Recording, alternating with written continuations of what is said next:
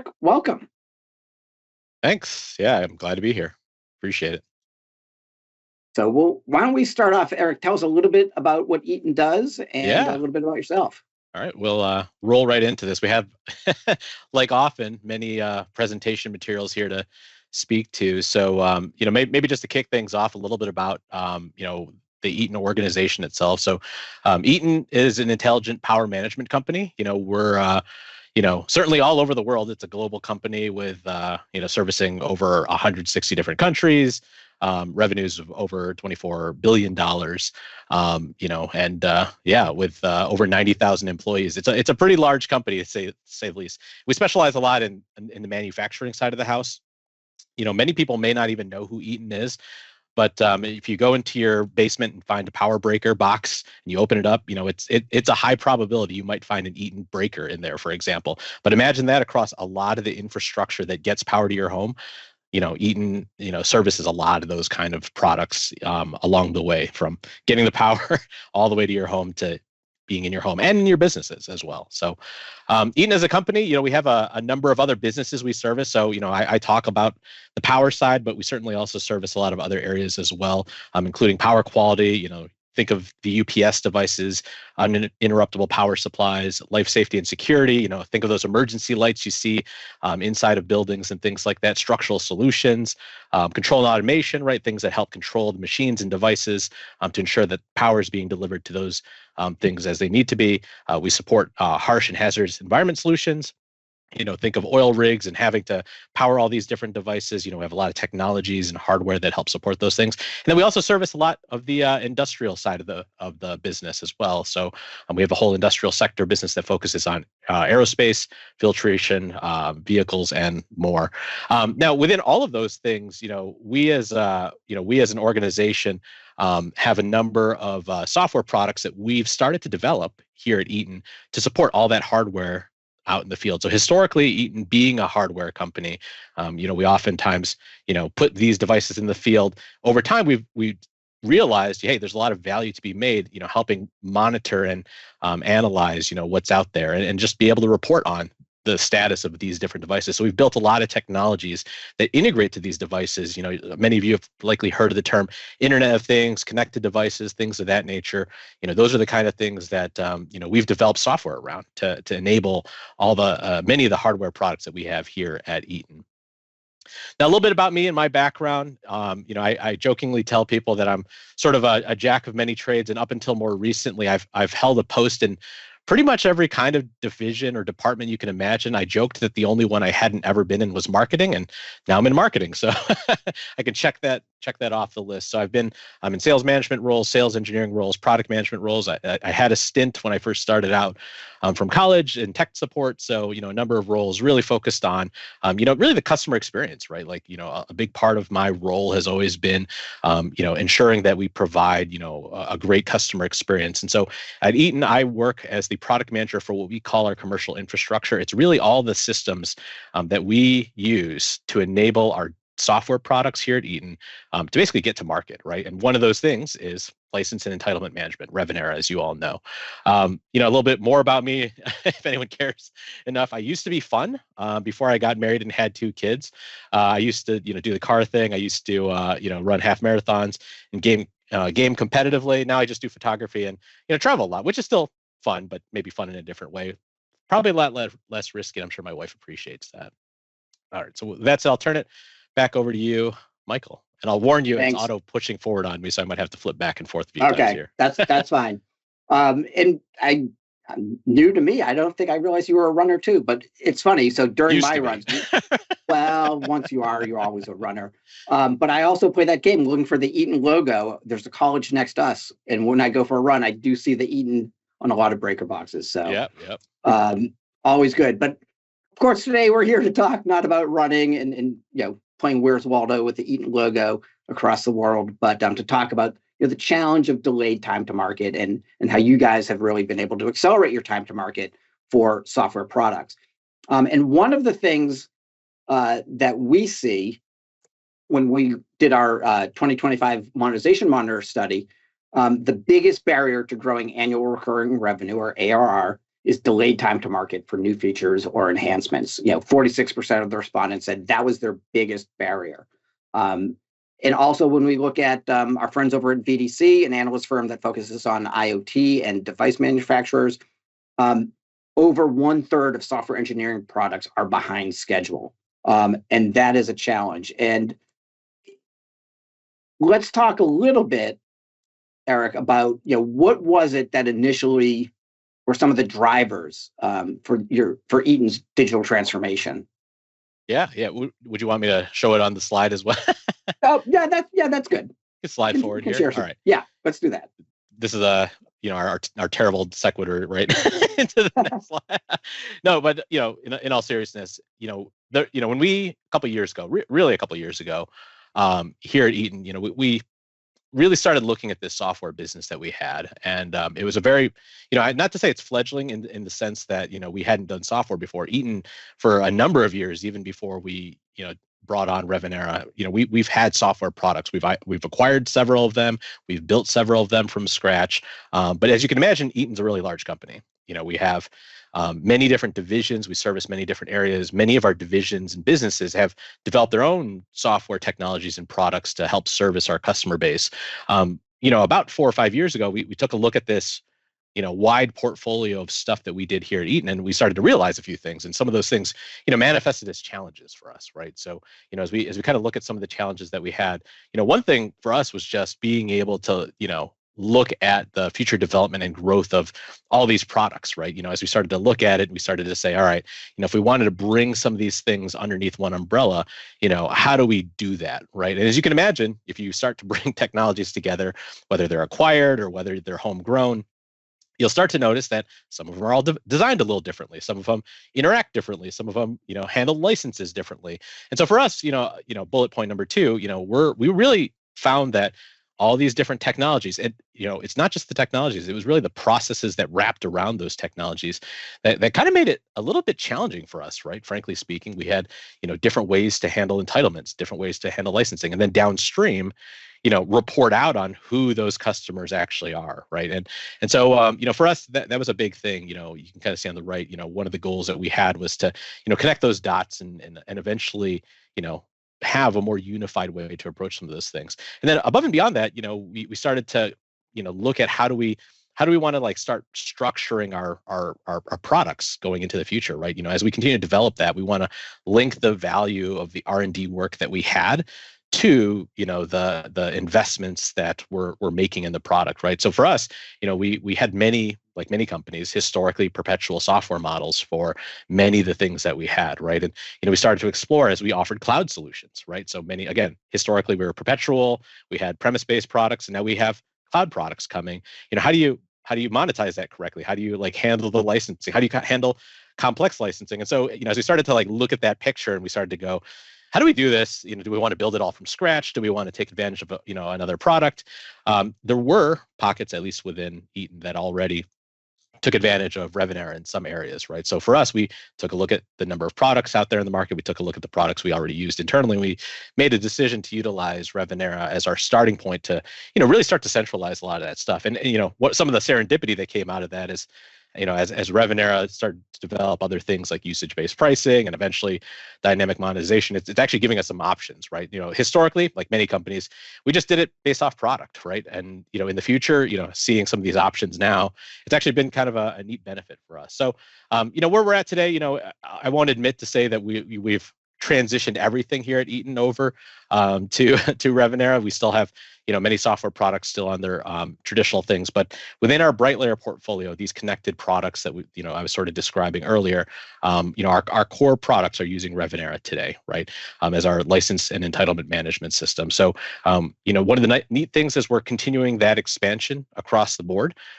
We have what we call paved roads, and for context, paved roads is this term I throw around a lot inside of Eaton.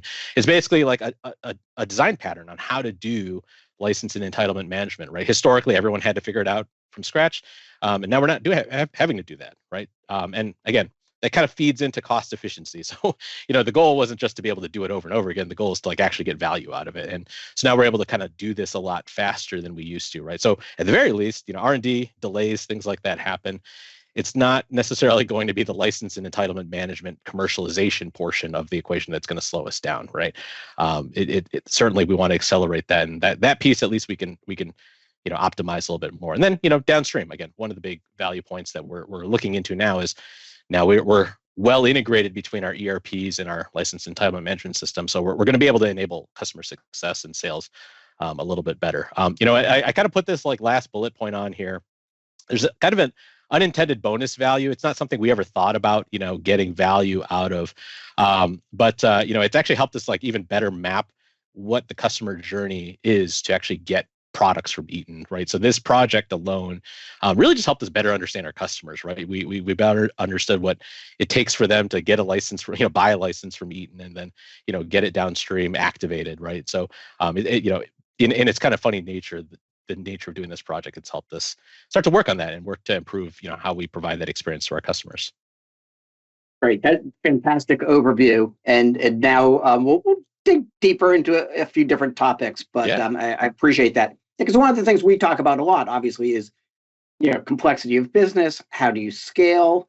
And I've got to imagine. I know previously you had a mix of homegrown and other licensing technologies. And I would suspect that presented a number of challenges, not just from individually getting those products out to market in the hands of customers, but also sort of having a single view on what your customers are doing. Can you talk a little bit more about some of those challenges? Yeah, absolutely. I think one of the big things for us, right, in using tools like Revenera, right, is as you can imagine, we have a very large, expansive business. We oftentimes will say inside of Eaton, really we're a company of companies at the end of the day, right? And many of our individual divisions, so to speak, go to market in many different ways. And so historically, you might transact with one part of Eaton, and then you may transact with another part of Eaton. And functionally speaking, you may even be getting the same kind of product behind the scenes, but because they're transacted in different places, we didn't always know, right? Like we didn't always know, like, hey, a customer's using one part of Eaton software on one side and one part of Eaton software on the other side. Or we would kind of know, but those lines would not really intersect from a reporting perspective behind the scenes, right? So now we've brought some of those things together, so we have a lot more visibility, right? So if a customer buys intelligent power management from Eaton, or they buy BrightLayer software suites, or they eventually buy our remote monitoring products, that now comes together into the same place. And one other side effect and benefit it's given us is we're even able to wrap some of these solutions together because they're all on the same platform from a licensing perspective. So we're even looking into taking some of our solutions and combining them in maybe ways you wouldn't normally think to, right? So you have some historically premise-based products combined with some cloud-based solutions, and now you kind of have like an ecosystem, right, so to speak, that you can have like local to your system, but even maybe some analytics, right, that historically maybe would have been a separate product, right? So Yeah. we can bring those together as like a single offering, and so there's a lot of value there. That's fantastic. And obviously nobody just jumps right in, and as you said, you're evolving, your software monetization products or process. And a lot of folks do take sort of a crawl, walk, run approach to things. I guess first question, where would you say you are in the crawl, walk, run spectrum right now? I think we're certainly past the crawl phase. That's to say the least. I would say so. So we're certainly past the crawl phase. I think we're in that walk phase right now. One of the other interesting side effects of beginning this project is we've even started to find other products across Eaton that would be good fits for this type of tool. But the reality is, like, when we like many projects, when you first get into it, you don't know what you don't know. So the first couple of years for us, we spent a lot of time learning like, how do we do this? And I'll frankly say it's not necessarily the technology that was really the struggle for deploying something like this. Some of this was really just operations and process, right? And I think doing this kind of project, over time, it's helped us like better appreciate, hey, we need to like make sure we put some operations and processes in place about how an order gets placed, how it gets automated, how we automatically generate a license, right? Because historically, right, like many processes, they were manual, right? And every kind of person and organization just kind of they kind of just did it their own little way. And so you'd always kind of have deviations in the process and operations for how a license might get sent to a customer. Even historically, it may be just as much as a phone call to a tech support person. That tech support person takes the license key and applies it to a system and sends them back a callback code, right? Now we're able to put a lot of those things on the rail. So I'd say we're definitely past the crawl phase. We've, worked through a lot of the learnings of how to transform our operations and processes. We've learned how to integrate, our products. We've built, again, as you've kind of heard the word, paved roads. We've built paved roads that we could use as patterns to do again with new products that we have. We have a large road ahead of us, though, before we get to the run part, right? Of other like projects and tools and other systems we need to integrate with. But certainly we're at the walk phase right now.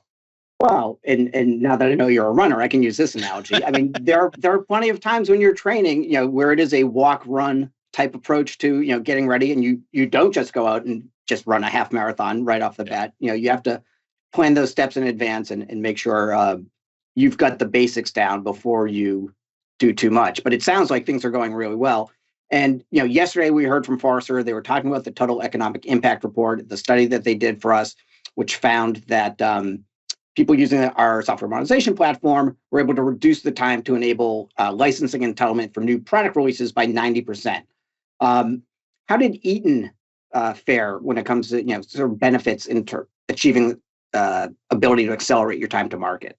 Yeah, I don't know if I have like exact hard numbers from that perspective of exact percentages, but I could say like anecdotally, right? Like we oftentimes tell the story that we have a very, call it boxed project now, where we know, hey, if you needed to onboard into Revenar and integrate with the product, there's a very specific project time that we can now allocate to that, right? Whereas before, again, we don't have the exact numbers on paper, but it would take an engineering team, maybe months, right, to build all of this kind of stuff. And the reality is that building may not have even included integrating to our actual commercial systems themselves, right?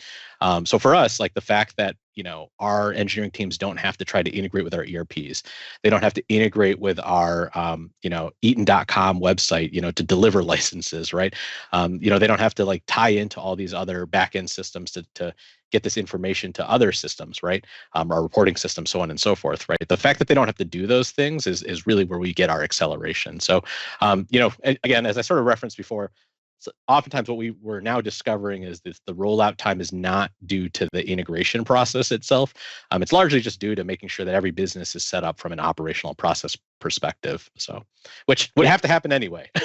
Right, and I think that's fairly common, right? Like, I'm sure I will have some folks here at Revenera who will disagree with me, but implementing the technology is really never the challenge. It's really getting to the point where what you want it to do and what the business processes that you want to implement and how you want it to work and all the other business transformation that you need to make before you go and implement it. Exactly. The implementation is the easier part, but still can be challenging at times, obviously. Always. But it does sound like, in addition to some of the good insights that you're getting from having, most of your products or a good number of your products in, visibility into that across all your customers. Can you talk a little bit about, what the customer response has been and what, customer experience looks like these days now that you've made this move to, single software monetization platform? Yeah, it's kind of interesting. I'd like to think in some respects it's invisible, right, to our end users. I will say, frankly speaking, in some cases it's actually a new process. So the old process, I sort of alluded to this in the past. The old process was largely that traditional callback code sort of thing, right? So if you're in your software, you have to generate a special callback key that basically said, I bought these kind of licenses. You have to call up tech support, hand them something, and they go through that process to issue you something back, right? We've made strides since then to like smoothen out that process, right? And now, what we do is we can get someone a key and they can basically self-service that as much as they can, right? They can fire up their own administration application, apply it, boom, they're ready, right? They have the licenses that they acquired, pretty much instantaneously, right? So, I think at the very least, ideally it probably feels faster, right? I will say there's probably some level of learning from the customer base. I think if you're a longtime user of some of our products, like the Bright Layer software suites, for example, you're probably used to more of that historical apply a key type of thing. But I think many of the customers will find that it's a lot faster now, right? You can apply a key and you're up and running without having to go through phone calls or callback codes or emails. So there's a lot of value there from at least a customer experience perspective. And then we have a lot of plans in the future to continue to expand that as well, to do more self-service and things like that. But at the very least, applying it to a new system, we'd like to think it's a little bit smoother. Yeah, and that's a great point about, it should be invisible to the end customer. And sort of, we always tend to think in terms of, where are our customers, our software supplier customers, engineering efforts best spent? It really is on delivering the functionality, Yep. that you've promised on your roadmap. That means the most to your end customers, and the software monetization piece should just work. And I'm sort of curious, now that you have that in place, are you thinking about, that's easier because it's all already in place, to, thinking about new software monetization models, and are you more willing to test new things and undertake that as the market and customers are asking? Yeah, no, I think so. Like I kind of mentioned earlier, we do a lot of historical, like perpetual premise-based licensing, and now as we're moving into Revenera, and we're using it a lot more, we're actually starting to look at even other models, right? Like usage-based license. So for example, some of the value of our products is really just based off of how much it's tied to, right? And for example, if you have power and we're helping you monitor your power, if we're helping you save because we could tell you what uptime looks like, what how much you're using and consuming, right? We're hoping to even potentially tie that value directly to the value of the products that we offer to the company.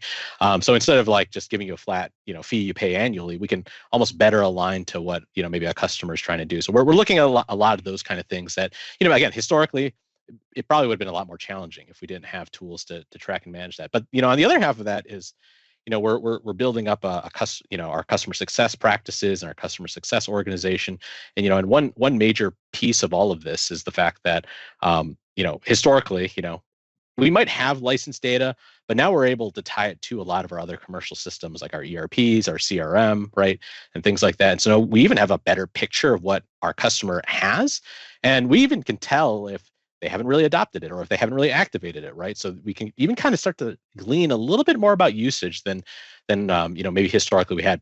Before this, we just kind of knew they had a license. That was it, right? And at that, it was very like that high level was all about it, right? But now we can see, hey, they activated licenses. They're using these specific products. They bought new devices, but maybe they haven't added these new devices. We can have a customer success rep call in and say like, hey, we noticed you aren't utilizing all 50 devices that you have. Why is that? And they might say, any number of reasons. But for us, that's where we can help drive value, right? We can say, well, 100%. Did the first 30 not go well, or are you just not using them, right? And so we can help dig in more than we used to. But again, that may help us eventually tie into different license models, right? At some point we can say, oh, maybe we should just make this more usage based, or maybe we should change our model a little bit to better wrap around the structures and usage that customers have.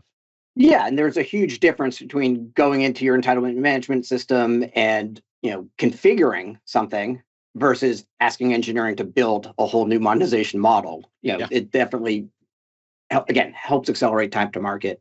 But also interested to hear your points about the insights you've gained through some of that data and the integrations across all your different systems. If folks haven't seen yesterday's presentation from Pushpa on streamlining your quote to cash process, we talked a lot about that as well. But yeah, we hear that from a lot of customers, especially those that had perpetual licenses or weren't really reporting back across all their different product lines into one central space to have those insights to then make real informed decisions. So that great feedback. So we actually do have a question from the audience that I want to throw out. I will give you the option on passing, okay. But Peter asks, how does the BrightLayer platform manage conflicts over licensing priorities wanted between the various products that are incorporated into the overall platform? So I guess that assumes that there could be conflicts, but yeah, you want to tackle that? Yeah, I don't know if that's really more of a Revenera question so much as a product management question for us. And so we at Eaton have a centralized product management group, or offer management group as we're called. And so that offer management group really is that centralized point to define what our licensing structures are. I will say one of the interesting things though with Revenera, maybe to speak to a sidebar to this, is we have that ability to actually even define different product lines within Revenera itself, right? So even if they use the same product, there's the ability for them to even have their own structures, right? So when we talk about some of the platforms that we have, each of our businesses can actually have their own, product lines, so to speak, where maybe they've defined their own SKUs and features, and our product will actually read those tables and actually understand like, hey, this SKU comes from this specific product line, activate a certain set of features based off of that, right? Rather than having to almost like centralize, like, I mean, in some cases we do have that where we have a centralized license practice, but in other cases, each business can have their own configuration, right, of SKUs if need be. Fantastic. So another question that came in, and is one that you and I talked about as we were getting ready for this. What advice do you have technically and or operationally for other organizations that are trying to begin even in the crawling phase? Yeah. So lessons learned. Lessons learned. Yeah, it's always kind of interesting. I don't know if our exact infrastructure will match like a lot of other organizations. Again, I sort of describe Eaton as a company of companies.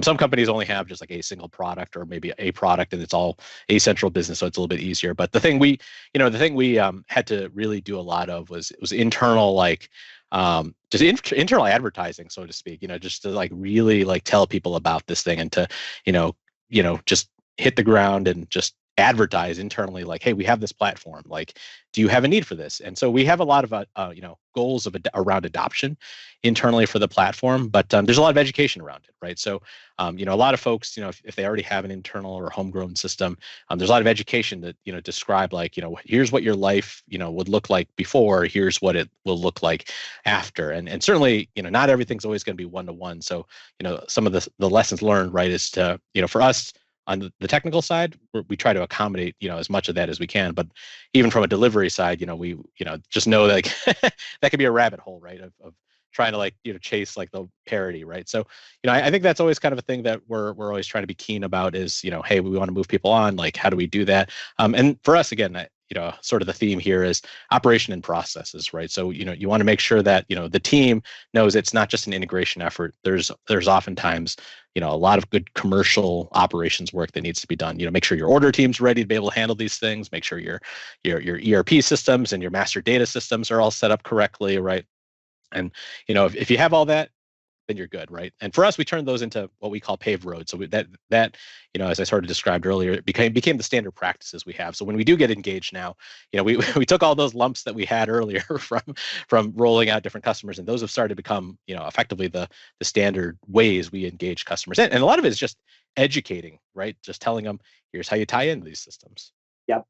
So somewhat related question. You're talking about educating people across your organization. A question that came in. What different teams or departments at Eaton are evaluating the usage data? And my add-on to that question is some of that usage data, helpful in you educating people about the value of software monetization and what they can do with it?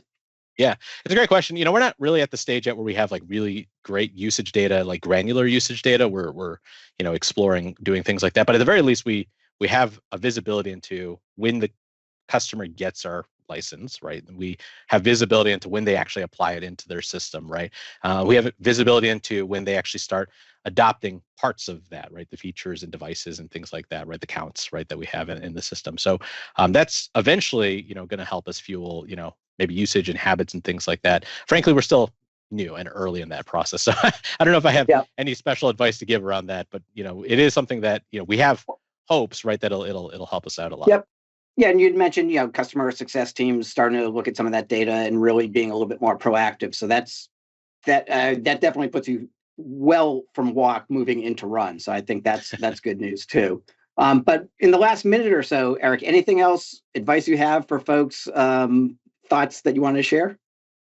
Yeah, no, I think number one, I appreciate the time to talk through a lot of this. If I have any just closing thoughts, again, for us, it was people, process, tools, the operations are a very key thing. Integration, having a standard central process has been huge for us. So, I think not having to build from scratch has been a big boon for us, so to speak. Great. Thanks, Eric. Really appreciate your time today. Thank you for joining us. Look forward to talking to you again soon. Yeah, absolutely. Thanks, Eric. Take care.